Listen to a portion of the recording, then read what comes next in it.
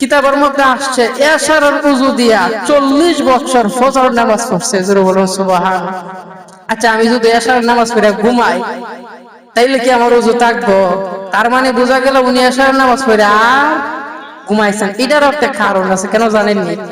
ইমাম আবু হানিফাকে এক ব্যক্তি দেখে বলতাছে, ইনি তো সেই আল্লাহর বান্দা যিনি সারা রাত আল্লাহ তাআলার ইবাদত কইরা কাটাই দেয়। জোরে বলুন সুবহানাল্লাহ।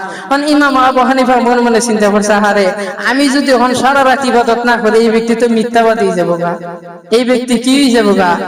এই যে গতকালকে আলা হযরতের কথা বলতেছিলাম, আলা হযরতের এক ব্যক্তি দেখে বলতেছে ইনি তো হাফেজে কোরআন। আলা হযরত বলে, আমি তো হাফেজ সাহেব না, কারণ আমার তো হাফেজ সাহেব দেখে লাইছে, আমি যদি এখন কোরআন মুখস্থ না করে এই বেড়া তো মিথ্যাবাদী যাবো গা।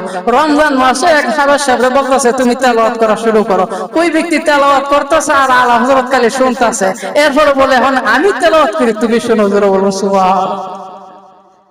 আলা হযরত এবার শুরু করছে, শুরু কইরা 30 পারা কোরআন ওই ব্যক্তিরে শোনাই দিছে। জোরে বলুন সুবহানাল্লাহ। কিছু কিছু বান্দা এরকম বিশেষ তাহে।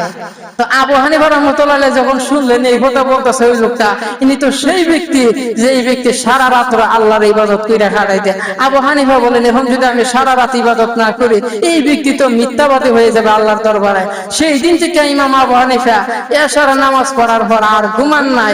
এইভাবে একদিন নয় দুই দিন নয়, ওনার জীবনে আসে 40টা বছর কাটাই দিছে। জোরে বলুন সুবহানাল্লাহ। কেমন বান্দা ছিল আল্লাহ তাআলা। আর আমরা তো 5 ওয়াক্ত নামাজই পড়তে পারি না, আবার সারা রাত ইবাদত। আচ্ছা, আমাদের কি পরিবর্তন হওয়ার দরকার নাই?